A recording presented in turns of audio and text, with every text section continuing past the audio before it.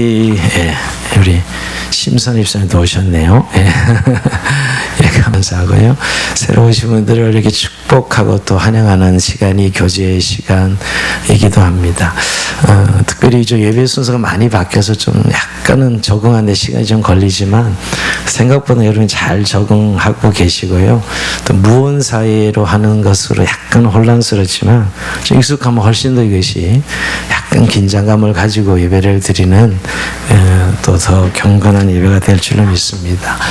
적응하는 데 좀 시간이 걸리지만 또 예배의 형태의 변화에 익숙하고 적응하고 또 중요한 거는 정말 예배가 살아있는 예배로 2020년 주양한 공동체 예배가 살아있는 그런 예배가 될 수 있도록 같이 모두가 좋은 예배자로 주일마다 드려지는 그런 은혜가 있기를 원합니다.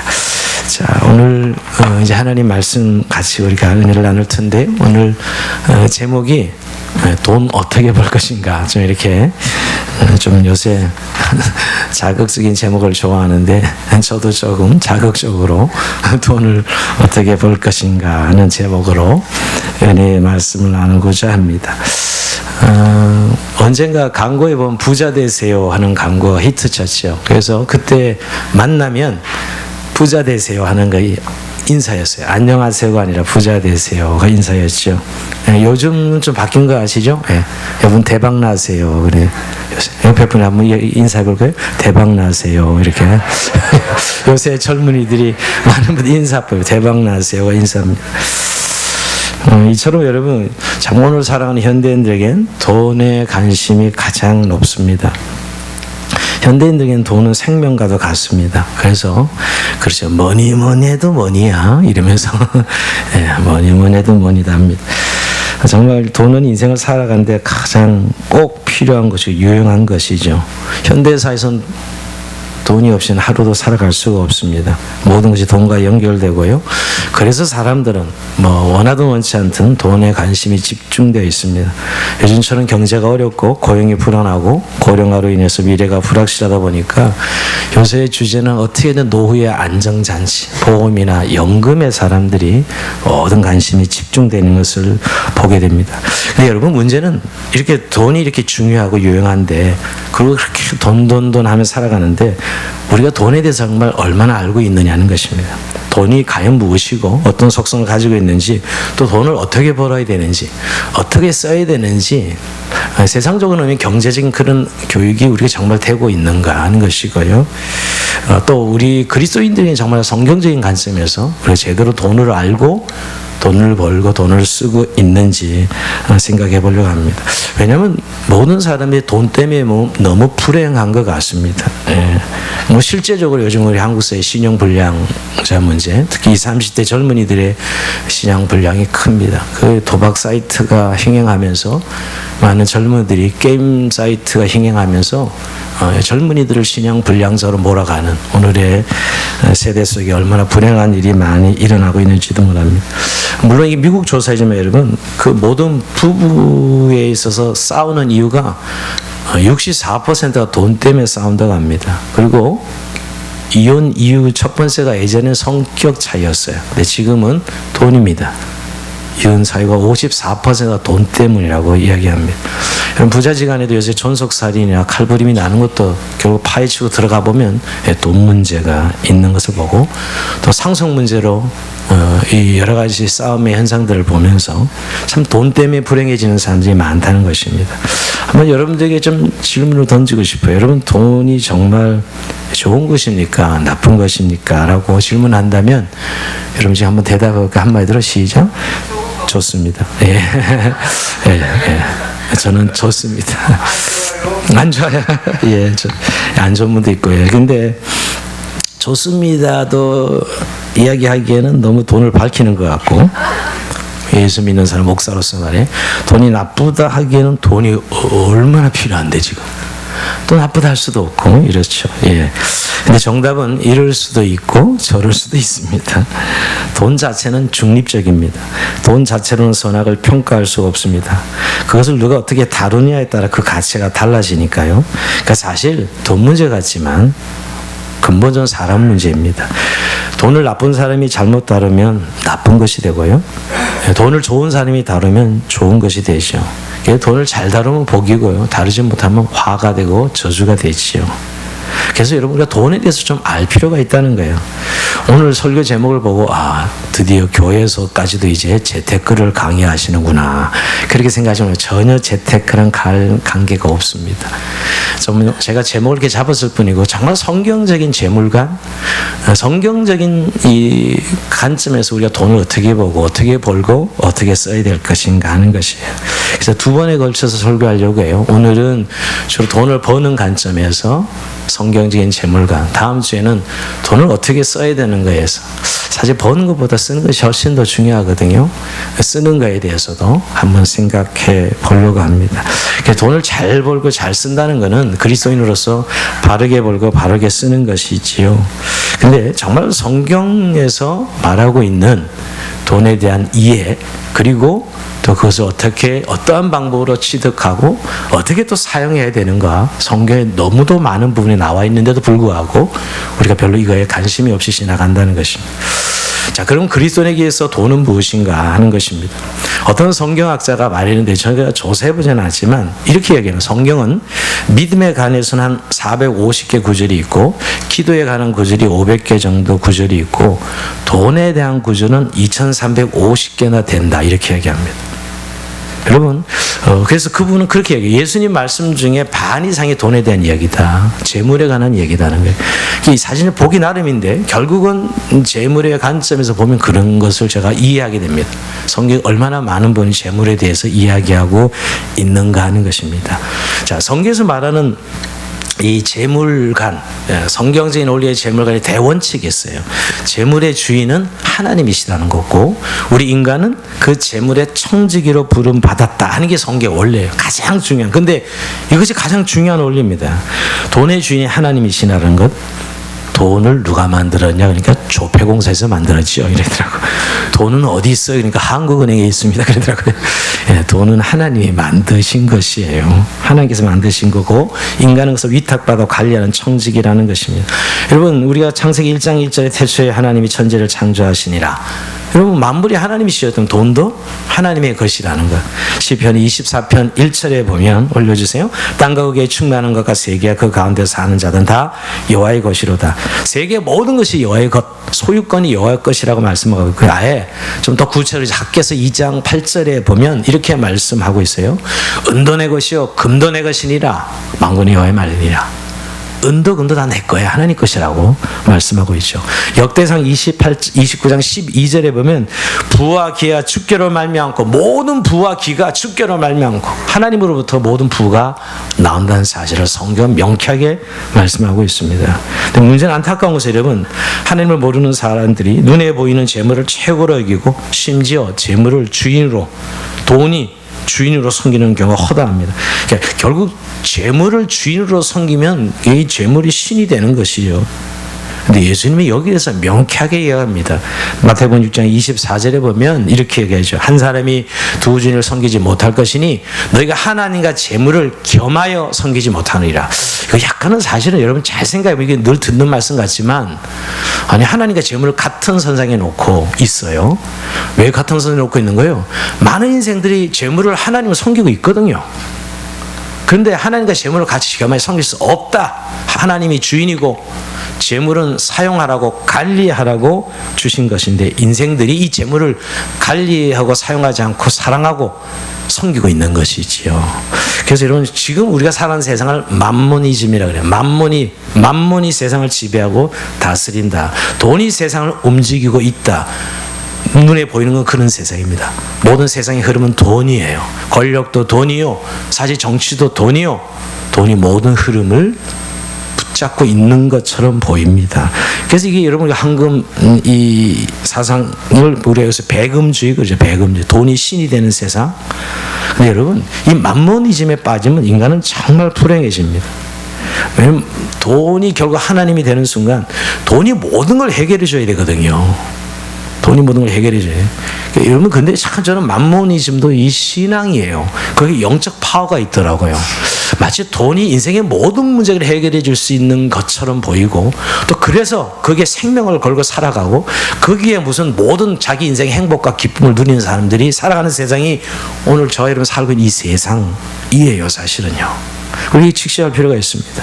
근데 성경은 하나님이 재물의 주인이신데도 불구하고 하나님을 재물의 주인이 인정하지 않고 재물이 주인이 되는, 돈은 사용하려고 관리하려고 유용하고 필요하지만 관리하려고 사용하려 준 것인데, 돈을 사랑하고 섬기면 돈의 노예가 되는 것이죠.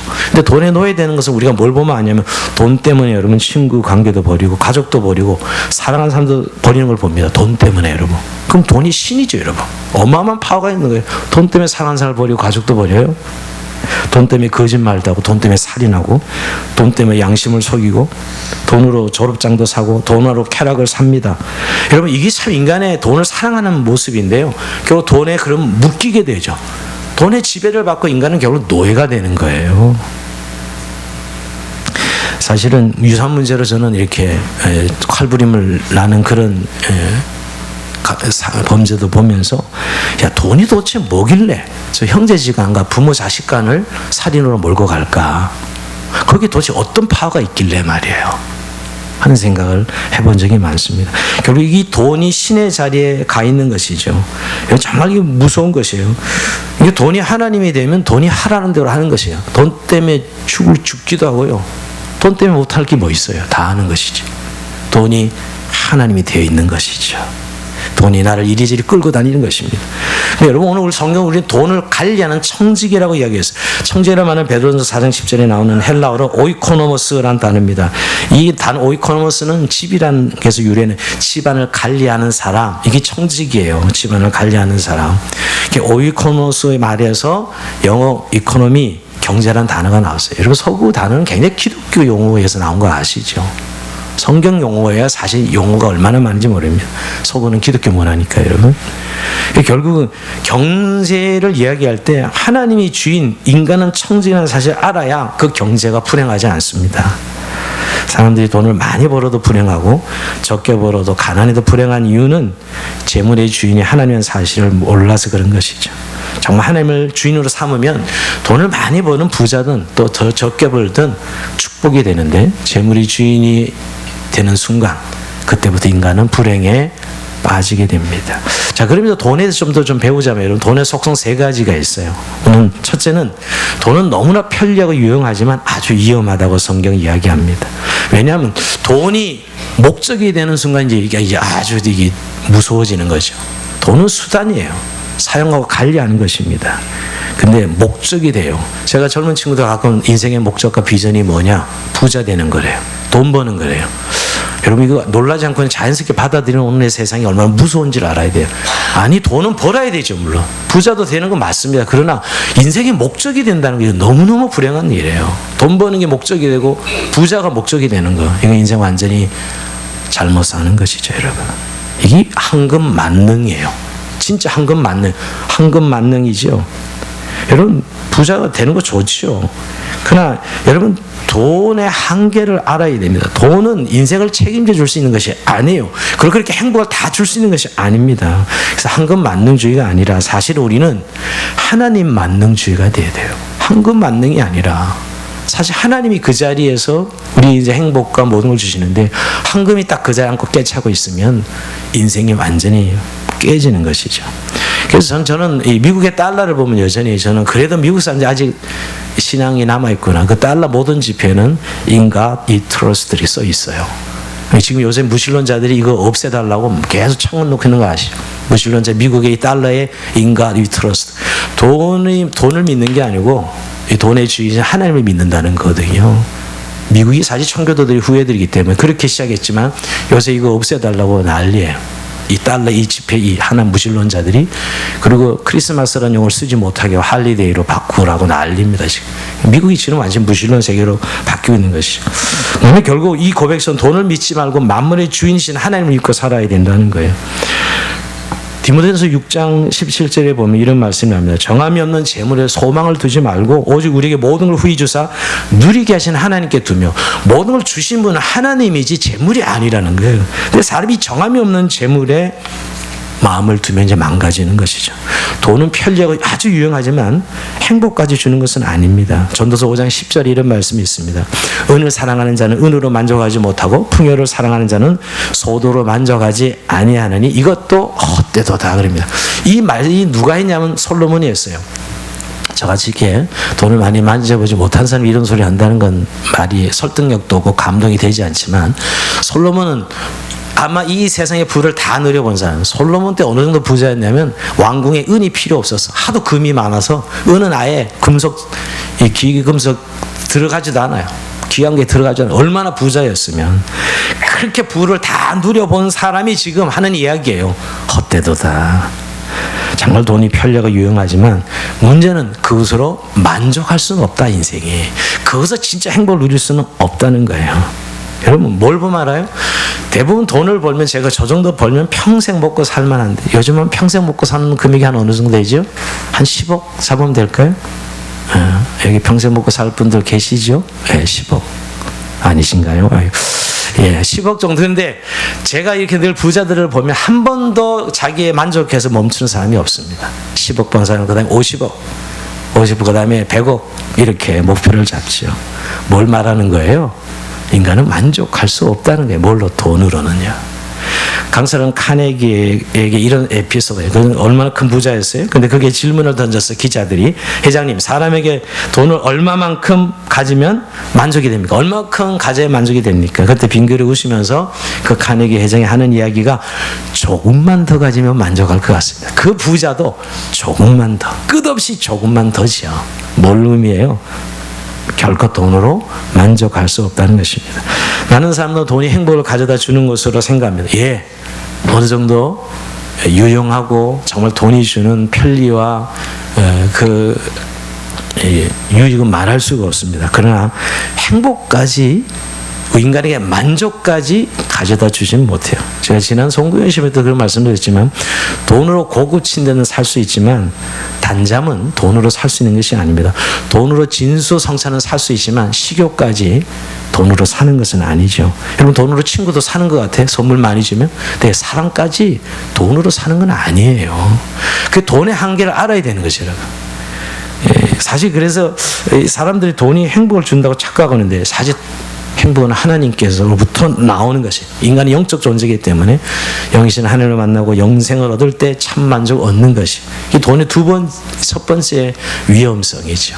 또 하나, 두 번째 돈의 위험성은, 돈에 집착하면 집착할수록 인간은 불행해진다는 거예요. 전도서 5장 11절 13절. 좀 전도서에 이런 내용이 있다는 걸 참 놀라는데, 늘 보면서도 재산이 많아지면 먹는 자들도 많아지나니 그럼 소유주들은 눈으로 보는 것에 무엇이 유익하냐? 노동자는 먹는 것이 많든지 적든지 잠을 달게 자거니와 부자는 그 부유함 때문에 자지 못하느니라. 내가 헤아려서 큰 배단되는 일이 있는 것을 보았나니 그 소유주가 재물을 자기의 해가 되도록 소유하는 것이라. 뭐냐면 돈을 많이 행복할 줄 알았는데 벌어서 스트레스가 많다는 거예요. 근데 오히려 일당 받는 노동자들은 그저 주는 거 받고 잘 단잠을 자는데, 예, 사장들은 잠을 못 자요. 월급이 더 많이 나가야 되니까. 더 스트레스죠. 예, 그런데도 더 벌기를 원하죠, 모두가. 평생 고통스럽게 돈 버는 일에 자기의 삶을 투자합니다.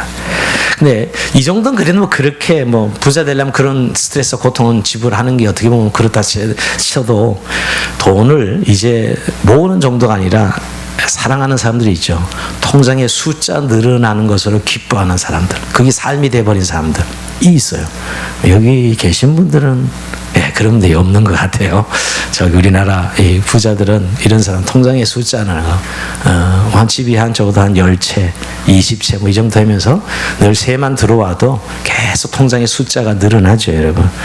예. 근데 이렇게 그런 것을 보고 살아가는, 즉 정말 돈을 사랑하면 성령은 죄악에 빠진다고 합니다. 자, 디모데전 6장 10절 같이 한번 읽어봅시다. 이 말씀을 시작. 돈을 사랑함이 일만하게 뿌리가 되나니 이것을 사모하는 자들이 미혹을 받아 믿음에서 떠나 많은 근심으로써 자기를 찔렀도다. 아멘. 초대교회 부자들이 많았다는 걸 알 수 있고요. 여러분, 이 부자들이 초대교회 안에서 이런 삶을 살았다는 거예요. 사실은요. 돈을 사랑해서 믿음에서 떠나는 사람들. 여러분, 성경에 돈의 시험이 든 사람들, 무너진 사람들 너무 많습니다. 사실 사도행전 5장에도 아나니아 삽비라가 자기 전산을 바치겠다고 그렇게 약속해 놓고 갑자기 욕심이 생겨서 반쯤만 바칩니다. 그럼 하나님이 죽이시죠. 직결 심판하십니다. 정말 초대교회 어마어마한 충격이었을 거예요. 사실 뭐 그냥 반만 바쳐도 아무 문제가 없는데 내가 다 바친다 얘기해 놓고 욕심이 생겨서 반만 바치다가 즉사하는 그 초대교회 얼마나 충격이었을까. 거기에 대한 경고죠. 성경에서 나타내는 돈에 대한 재물에 대한 욕심이 얼마나 위험한 것인가를. 또 하나, 여러분, 우리가 잘 아는 예수님이 부자 청년이 찾아와서 영생을 얻기로 원한다 그랬을 때 부자 청년이 이렇게 이야기하죠. 네 재산을 다 팔아 가난한 사람이 나눠주고 나를 쫓으라고 이야기하면 내 부자 청년은 근심하며 돌아갑니다. 여러분, 그 청년이 정말 율법을 다 지키는 그런 청년인데도 불구하고 결국 재물의 단계에서 넘어가지 못하죠. 여러분, 이거 뭐죠? 돈을 사랑하면 이런 결과가 오는 거예요. 돈을 사랑하면 그 돈이 하나님이 된 것입니다. 여러분, 이거는 이런 이야기하면 우리가 오늘날에는 별로 관계가 없다고 했지만 오늘날도 마찬가지입니다. 다 돈 때문에 믿음 생활을 우리가 핑계하고 있지는 않습니까? 모든 익스큐즈가 돈 때문입니다. 돈을 사랑하면 예배 시간도 아까워하고요. 바빠서 예배 못 드립니다. 돈을 사랑하면 주일도 못 지켜요. 신앙생활 못 합니다. 여러분, 사실은. 돈을 사랑하면 말이에요. 봉사 역시 마찬가지예요. 봉사를 돈으로 계산하면 역시 봉사하지 못합니다. 여러분, 이거와 뭐가 다르겠어요? 옛날 이야기나 여러분. 참, 그러면 돈을 사랑하는 것은 일만하게 뿌리다. 돈은 너무 유행어피로 중립적이지만 돈을 사랑하게 되면 그런 현상이 우리에게 찾아온다는 것이 우리의 인생을 결국 망가뜨리죠. 이게 두 번째 성격이에요. 또 마지막 세 번째 성격은 돈은 영원히 간직할 수 없다는 것이에요. 돈이 영원히 유지될 수 없다는 것입니다. 천만년 간직하고 쌓아둘 것 같지만 돈은 있다고도 없고 없다고도 있는 것입니다. 우리 전도서 5장 15절에 이런 말씀이 나옵니다. 그가 못해서 벌벗고 나왔은즉 그가 나온 대로 돌아가고 수고하여 얻은 것은 아무것도 자기 손에 가지고 가지 못하리니. 예, 정말 인생은 적신으로 왔다 적신으로 갑니다. 늘 장례식 때 가보면 그냥 수에 한 벌이면 만족합니다. 요새는 뭐 그냥 수에 한 벌, 그 이상 이하가 아니에요. 그게 인생인데 적신으로 왔다가 적신으로 가죠. 바울도 디모데전서 6장 6절 8절에 이렇게 이야기합니다. 그러나 자족하는 마음이 있으면 경건은 큰 이익이 있느니 되느니라. 우리가 세상에 아무것도 가지고 온 것이 없으며 또한 아무것도 가지고 가지 못하리니 우리가 먹을 것과 입을 것이 있은지 족한 줄로 알 것이라. 정말 인생은 공수래 공수거예요. 정말 우리가 사는 동안 기본적인 의식주가 있으면 그것만 자족하고 감사라는 것이야. 이 돈은 영원하지 않다는 거예요. 자, 그러면서 돈의 위험성, 우리가 부정적인 면이죠, 여러분. 돈을 우리가 제대로 관리하지 못할 때 생기는 현상. 근데 여러분, 돈은 기본적으로 하나님의 선물이라고 성경이 이야기합니다. 하나님 주신 선물이다. 돈이 재물이 말이에요. 자, 오늘 우리가 본문을 전도서 5장 18절 19절인데 19절 한번 같이 읽어보면 19절 시작. 또한 어떤 사람에게 이제 하나님이 재물과 부유를 그에게 주사 능히 누리게 하심에 제 몫을 받아 수고함으로 즐거워하게 하신 것은 하나님의 선물이라. 아멘. 하나님의 선물이라. 수고함으로 우리가 가지도록 받게 하셨다는 거, 이게 하나님의 선물이죠. 정말 재물에 주신 하나님 우리 인생들에게 각자 먹고 살 수 있는 것은 준다는 거예요. 이건 정말 기본권이에요. 사실은 성경적인 관점 보면 우리가 먹을 거, 우리가 생존에 필요한 재물을 가지는 것은 기본권이에요. 성경에서 그렇게 말하고 있거든. 옛날에 그래서 우리 부모님들이 그랬어요. 사람은 다 자기 먹을 거 타고나. 특히 애를 많이 놓은 집에 7애도 놓으면 이걸 어떻게 다 키워 이러면 지 먹을 거 다 타고난 거예요. 굉장히 성경적이에요. 성경도 모르시는 분들이 그렇게 이야기하셨습니다. 예, 걱정하지 말라는 것이죠. 근데 몇 가지 원칙이 필요합니다. 하나님이 재물을 주시는데 그렇다 해서 무조건 다 예수 믿으면 부자가 되게 하고 이런 뜻은 아니죠. 뭐냐면 하나님은 분명히 일용할 양식을 약속하셨고요. 우리의 필요를 채워주신다고 약속하셨어요. 이건 분명합니다. 우리의 필요를 채워주신다고. 그리고 원칙이 있어요. 이렇게 할 때 재물을 하나님께서 선물로 주시겠다고 약속해요. 오늘 읽은 우리 본문인데요. 한 세 가지로 저는 우리가 어떻게 돈을 벌어야 되는가, 어떻게 할 때 우리 하나님께 우리의 돈을 주시는가. 오늘 결론이고 본론인데요. 결국 하나님이 우리 돈을 어떻게 벌어야 되는가. 첫째는 성실하게 버는 걸 통해서 우리에게 돈을 주신다는 거고, 두 번째는 정직하게 벌어서 우리에게 돈을 주신다는 거고, 더 중요한 건 이제 정말 하나님의 나라와 의를 위해서 너희가 돈을 구해야 된다라고 말씀하고 있죠. 첫 번째 우리가 성실하게 벌어야 된다는 것. 18절에 그런 말씀입니다. 사람이 하나님께서 그에게 주신 바 그 일평생에 먹고 마심에 해 아래서 하는 모든 수고 중에서 낙을 보는 것이 선하고 아름다움을 내가 보았나니 그것이 그의 몫이로다. 자, 수고 중에서 수고해서 하나님께서 재물을 주신다는 거예요. 여러분 이거는 너무 일반적이에요. 우리 부모 자식 관계, 여러분 우리 애들 키울 때 보면 애들 그냥 용돈 주긴 줘야 되네, 쓰기 필요하니까. 야, 운동화 좀 화장실 청소 좀 해. 심부름 하고 나서 돈 주지요. 우리 하나님도 마찬가지예요. 그냥 돈을 주시는 게 아니라 수고하고 노동하고 일해서 돈을 주신다는 것이죠. 수고해야 돈을 버는, 그래서 그 노동의 소중함을 알아야 되는 것이죠. 즉 부지런히 최선을 다해야 각자에게 몫을 주신다는 것입니다. 근데 저는 이 몫이라는 단어가 옛날 개역 성경에는요 분복이라고 나옵니다. 왜 번역을 고쳤는지 분복이 훨씬 낫잖아요. 하나님의 분복, 그의 몫이로다 그랬는데 옛날 개역 성경 하나님의 분복이로다 그랬어요. 예, 맞습니다. 진짜 하나님 노력해서 수고할 때 하나님 우리에게 분복으로 돈을 주시는 것이지요. 잠언 28장 20절에 보면 이런 말씀이 나옵니다. 충성된 자는 복이 많아도 속히 부하고자 하는 자는 형벌을 면하지 못하리라. 뭘 이야기하냐면 성실하게 수고할 걸 생각 안 하고 불로소득하려고 하는 사람들, 성경적이잖아요. 성경은 아예 여러분 데살로니가후서 3장 10절에 이렇게 이야기합니다. 일하기 싫거든 먹지도 말라. 이게 기독교 사상이야. 이게 정말 돈을 최선을 다해서 벌어야지.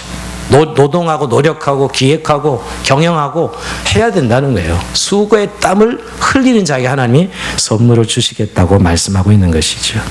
요즘 근데 여러분 이 대박 사상이 나요. 이 불로소득에 대한 도박이 지금 우리 한국 사회 열풍이에요. 이 인터넷 사이트를 통한 도박 사이트가, 로또 열풍도 보통이 아닙니다. 이게 다 사실 불로소득인데 이건 성경적이지 않은 것이죠. 로또에 당첨된 사람들 조사해 보니까 여러분 80%는 불행해졌고 20%만이 행복해졌다고 합니다. 대부분 왜 그렇게 많은 불행한 사람들이 도박으로 재산을 탕진한 사람들, 또 로또 당첨되고 나서 가족과 갈등을 겪다 이혼한 사람들이 수두룩하다 그래요. 로또에 당첨되면 도망간다고 합니다. 모든 사람들이 돈을 좀 얻어먹을까 해서 친척들이 찾아오는 바람에 이사가 버린대. 남기지도 않고. 로또 때문에 지난 2달 전에 형제 살인 사건이 일어나죠. 형이 당첨돼서 동생의 돈을 좀 줬는데 또 계속 와서 달라 하니까 동생을 죽였어요. 이렇게 사실은 로또 이렇게 불로소득 하는 것이 하나님 뜻에 맞지 않다는 거. 우리가 정말 노력하고 애쓰고 수고하여야 하나님이 재물을 주신다는 게 첫 번째입니다. 두 번째는 정직성인데요. 돈을 벌 때 할지 원칙 중에 정직성입니다. 오늘 여러분 하나님이 재물을 주시는 것이므로 하나님 앞에 정직하게 받아야 된다는 거예요. 자기 욕심대로 수단과 방법 가리지 않고 돈을 벌려고 하면 안 된다는 것이. 거짓과 불의로 돈을 번다면 그것은 하나님께 받는 것이 아니라 하나님 거를 훔치는 것이다. 성경 이야기합니다. 오늘 잠언 16장 8절에 보면 적은 소득이 공의를 겸하면 많은 소득이 불의를 겸한 것보다 나으리라. 그렇게 이야기합니다. 뭐냐면 돈을 좀 덜 벌더라도 하나님께 정직하게 사는 게 중요하다는 것이죠. 여러분, 우리가 돈 벌 때 정말 중요하게 생각할 원리가 뭐냐면 고린도전서 3장 23절에 이런 말씀이 나와요. 사람 앞에 눈 가리려 하지 말라는 것이죠. 무슨 일을 하든지 마음을 다해 주께 하게 하고 사람에게 하지 말라. 우리가 돈을 벌면서 하나님 앞에 하는 것이, 하나님 앞에 정직하게 돈을 벌어야 되는 것이죠. 이 사상이 너무너무 중요한데 말이에요. 돈 벌 때는 하나님이 안 계신다고 생각하는 것 같아요. 그래서 불의와 거짓을 행하면서 돈을 버는 것은 하나님 훔치는 것이고요. 그건 자기 재물이 되지 않게 하십니다. 적어도 성경이 원리가 됩니다. 물론 요즘 그 기준이 참 여러 가지 사례들 증권 투자 또 부동산 투자가 윤리적이냐 윤리적이 아니냐 뭐 이런 세부적인 문제 들어가면 많은 좀 논란이 있는 건 사실이에요. 그렇게 쉽게 이렇다 저렇다 하기가 어려운 부분이 있어요. 그러나 여러분 성경 우리 양심을 통해서 하나님께서 적어도 그것이 불의한 것인지 분명히 우리에게 가르쳐 주신다는 거예요. 요새 기업도 윤리 경영을 이야기해요. 기업조차도 윤리 경영, 도덕성을 이야기하는 것이죠. 여러분 우리가 돈을 버는 것은 너무너무 중요하지만 정직하게 벌어야 된다는 사실을 분명히 말씀하고 있어요. 이게 정직성이죠.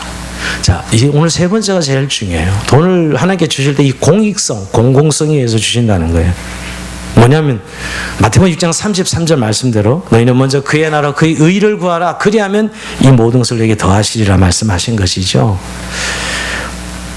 하나님 나라와 이웃을 위해서 돈을 벌라는 것이에요. 정말 우리가 하나님 앞에 부자 되는 방법은 여기에 있어요. 자, 첫 번째, 두 번째 기본적인 돈을 버는 방법이라고 생각한다면 이 세 번째 공익성의 표현인데 정말 우리가 돈 버는 목적이 하나님과 그의 나라와 이웃들을 위해서 돈을 버는 것이죠.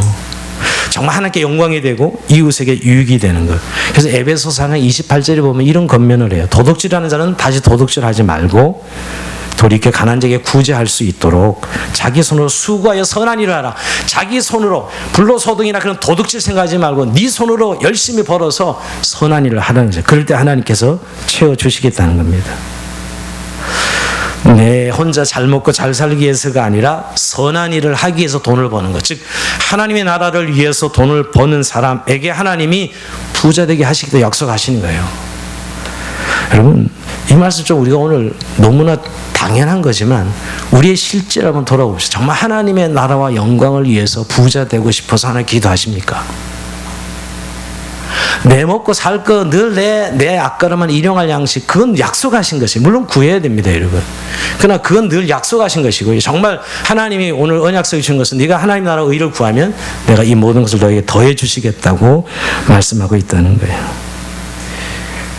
남주기 위해서 돈 벌라는 것이죠. 옛날 배워서 남주냐 우리 부모들이 아주 이기적인 말, 배워서 남줘야죠. 예수 믿는 사람은 그렇게 해서 배우는 거예요. 돈을 정말 왜 그렇게 열심히 버냐고. 하나님 영광과 이웃을 위해서 내가 열심히 번다. 이 사람이 진짜 하나님 안에 부자예요. 많고 적음이 부자가 아니라 그 돈 버는 목적이 하나님의 영광과 이웃을 위해서 버는 사람이 진정한 부자라는 것이에요. 하나님 이런 사람을 찾고 계신다고 좀 믿습니다. 제가 좀 바뀐 게 있어요. 저는 사실 어릴 때 아주 그런 마치 청빈이 가장 기독교 사상인 줄 알고 무소유처럼 어떤 스님처럼 말이에요. 가난한 것이 목사의 윤리처럼 배우고 당연히 가난에 대한 생각하고 저는 목사 안수 받을 때 제 이름으로 아무것도 소유하지 않겠다고 약속하고 목사 안수를 받았어요. 근데 지금 모닝 소유주이긴 합니다. 죄송해요. 모닝 소유주긴 해요. 그래서 다른 건 아직 제가 그것도 뭐 교회에서 하는 것이니까 뭐 사실 내 것도 아니죠 사실은. 그렇게 살아가요. 그게 저에게 젊을 때 제게 가진 이 부에 대한 하나님의 약속이었어요. 목사로서 청빈하게 사는 것. 근데 지금 제 생각이 다 바뀌었습니다. 이 부분은 정말 성경 연구해 보니까 성경은 청빈이 경건이 아니에요. 뭐 청빈도 좋죠. 근데 오히려 성경 청부도 하나님 너무 기뻐하시는 거예요. 깨끗한 부자, 정말 하나님의 일을 위해서 부자가 되고자 하는 사람들, 하나님이 너무 기뻐하는 사람들. 제가 선교현장에 8년 이렇게 지내다 보니까 뭐 선교지에 복음 전하면 전부 돈과 연결되어 있어요. 정말 실탄에 가야 선교가 이루어지고 그들의 아픔과 고난에 동참할 수 있고, 그렇죠? 정말 부자가 되고 싶더라고요. 돈만 있으면 얼마든지 저런 일에 사용하고 싶은 마음이 요즘 저의 생각입니다. 정말 파리에도 센터도 짓고 뭐 정말 하나님의 이 일들을 위해서 너무너무 돈이 필요해요. 근데 정말 제가 보니까 구하지 않았더라고요. 절실하게 하나님의 영광을 위해서, 내 먹고 살 것을 위해서 그렇게 날리시면서 정말 하나님의 나라와 영광을 위해서는 그렇게 절실하지 않았더라고요. 그 절실함이 요즘 저는 이렇게 나이가 들면서 몰려오고 있습니다. 제가 왜 말씀드리면 정말 공익성을 위한, 하나님의 나라를 위한 부자는 주님이 기뻐하시고 일하시길 원하신다는 거예요. 우리 주영한교회에 이런 부자들이 많이 나오길 주의 이름으로 축원드립니다. 예, 아멘. 손까지 들으셨어요. 할렐루야. 될지어다. 우리 교회 처음에 개척하고 한 50명 됐을 때 집 있는 사람 딱 두 가정이 있었어요. 한 10여 년 그랬어요. 지금 이제 반 넘어가고 한 80% 되는 것 같아요. 우리 교회. 그래서 참 많이, 어떻게 보면 목사가 너무 청빈일 신앙으로 생각하고 그렇게 살아서 저와 같은 사람들이 대부분이었는데, 제가 이제 정말 성경을 더 깊이 연구하고 하나님 뜻을 더 물으면서 주님 안의 부자가 얼마나 필요한 것인가, 또 중요한 것인가를 깨닫게 돼요. 여러분, 내 일용할 양식을 구하는 것에서 만족하지 않고 정말 하나님의 나라와 그 일을 위해서 하나님의 부를 구하는 것은 하나님 뜻이고, 또 그 약속대로 정말 주님의 나라를 헌신하는 자들 안에 복 주신 하나님을 수없이 발견합니다. 제가 선교에 있으면 여러분, 늘 선교에 1년에 몇 억씩 사실은 아프리카로 계속 자금이 넘어가면 다 헌금이에요. 독지가들의 헌금이에요. 1년에 수십억이에요. 사실 선교 예산을 보면, 선교사들 예산을 보면 다 독지가들의 헌금, 교회 짓는데 몇 천만 원씩, 뭐 센터 짓는데 몇 억씩 이렇게 넘어가는 거 보면 다 독지가들의 헌신이에요. 우리 선교 센터도 한 분이 헌신하죠. 사실은 센터가 세워졌잖아요. 네, 참 그런 분들 보면 그게 바로 주님 안에 있는 부자들의 모습이라고요. 주님을 위해서 기꺼이. 네, 사실 그렇게 하나님께서 주님을 위해 살기를 원했던 사람들에게 하나님께 주시는 은혜지요. 자, 그런 의미에서 우리가 한번 주님 안에서 우리가 부자 되는 그런 한 해가 되길 원하고요. 그러나 우리가 한 가지 오늘 결론을 맺으면서, 돈이 부자는 그럼 하나님의 축복을 받은 거, 가난하면 부자 하나님 축복을 못 받은 거냐? 절대 그렇지 않다는 거죠. 사실 돈은 부자는 가난한 것은 하나님의 주권 사항이에요. 사실은 하나님 부자 되게 하시기도 하고 가난하게 하시기도 하는 것이죠. 저는 배역이라고 생각합니다. 그러나 우리가 하나님께서 배역을 주신 것은 어쩔 수 없지요. 그러나 부자이기 때문에 하나님 축복을 받은 것이고, 또 가난하기 때문에 복 받지 못한 것이고, 또 부자는 무조건 나빠, 더럽고 재물들에 대한 부정적인 이런 생각, 부자 되는 건 신앙적이지 않고 가난한 건 신앙적, 이거 다 우리의 편견이라는 거예요. 내가 어떤 자세로 돈을 대하고 버느냐의 문제지, 그 결과 부자냐 가난하냐가 경건과 신앙을 나누는 것은 아니라는 것이에요. 여러분, 성경 부자가 얼마나 많아요. 아브람도 부자고 이삭도 부자고, 여러분 욥은 더 말할 것도 없고 어마어마한 부자들이었어요. 그 경건한 신앙인들이 말이에요. 그러니까 우리가 부가 가난이 사실은 경건을 나누는 것이 아니다는 거예요. 중요한 것은 신앙이죠. 신앙입니다. 사실은 하나님의 축복을 받는 것은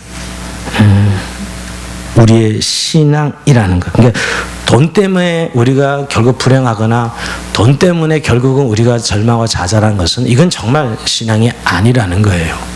마찬가지로 돈 때문에 교만해져 가지고 남들을 무시하고 돈으로 사람을 조종하는 것, 이거 역시 신앙이 아닙니다. 그러니까 돈을 제약시하거나 부정적으로 그 마치 하나님 더 축복인 것처럼 설명하거나, 또 늘 돈 때문에 불행해지는 것처럼 나는 낭망 힘들게 살 수밖에 없어, 이건 정말 신앙이 아니라는 거예요. 오늘 설교를 듣는 분들 중에는 제가 압니다. 절대 빈곤에 시달리는 분들 별로 오늘 설교에 해당 사항이 없다고 생각할지 몰라요. 아닙니다. 그렇게 정말 절대 빈곤에 시달려도 역시 그것은 하나님 안에서 내게 주시는 은혜라는 사실을 기억해야 돼요. 똑같은 원리고요. 그리고 또 사실은 돈 때문에 고통당하면 늘 이렇게 빚 때문에 매일매일 삶이 힘들어 사는 분들도 있습니다. 하나님께서 위로해 주시고 은혜 주시기를 바라는데, 그러나 한 가지, 우리가 그 빚 때문에 내가 망가져야 되고 내가 절망하고 좌절한 걸 당연시 여긴다면, 그거는 그 사람의 말로 돈이 하나님이신 거지. 정말 여러분, 돈 때문에 내가 불행하다고 생각한다면 돈이 하나님이 되어 있는 거예요. 여러분, 돈 때문에 어려움을 당하는 건 맞습니다. 그러나 돈 때문에 나를 망가뜨리고 내가 불행해진다는 것은 이미 하나님이 계시지 않은 것이죠. 오히려 저는 그래요. 빚 갚는 날 보면 굉장히 힘들어 하시는 분들, 오늘 돈이 들어와야 되는데 안 들어와요. 예, 기도 그렇게 하시는데 안 들어올 수 있지요. 근데 그렇다고 해서 하나님이 사랑하지 않는 것일까요? 아니요. 그분에게 연단이 필요하고 그 가난을 통해서 하나님 주시는 은혜가 있기 때문이라고 생각합니다. 여러분, 우리가 오늘 이 재물관을 배우면서 돈 때문에 내가 불행해지고 망가진다는 생각은 완전 불신앙이라는 거예요. 오히려 그 돈 없는 그 시간에 재물의 주이신 하나님을 의지함으로 해결해 나가는 승리하는 그리스도인의 모습을 주님은 보시기를 원하고 계십니다. 마지막으로 저는 아굴의 기도로, 여러분 결국 부자나 가난한 것은 우리의 선택이 아니고 하나님의 주권에 달려있다는 사실을 깨닫고 돈 때문에 시험 들지 아니하고 돈 때문에 망가지지 아니하고 오히려 돈으로 인해 승리하는 삶을 살기 위해서 우리 아굴의 기도를 하면서 마치겠습니다. 잠언 30장 8절 9절 올려주세요. 한번 읽어봅니다. 시작. 나를 가난하게도 마옵시고 부하게도 마옵시고 오직 필요한 양식으로 나를 먹이시옵소서. 혹 내가 배불러서 하나님을 모른다 여호와가 누구냐 할까 하며 혹 내가 가난하여 도둑질하고 내 하나님을 욕되게 할까 두려워하매니이다. 예. 정말 저는 지혜로운 기도가 생각해요. 돈이 우리의 시험거리가 아니라 우리를 부유하게 만드시는, 그것이 부자든 가난하든 하나님의 은혜인 것을 기억하고 승리하는 저의 삶이 되길 주의 이름으로 축원드립니다. 우리 잠시 기도합시다. 우리 묵상하면서 주님 앞에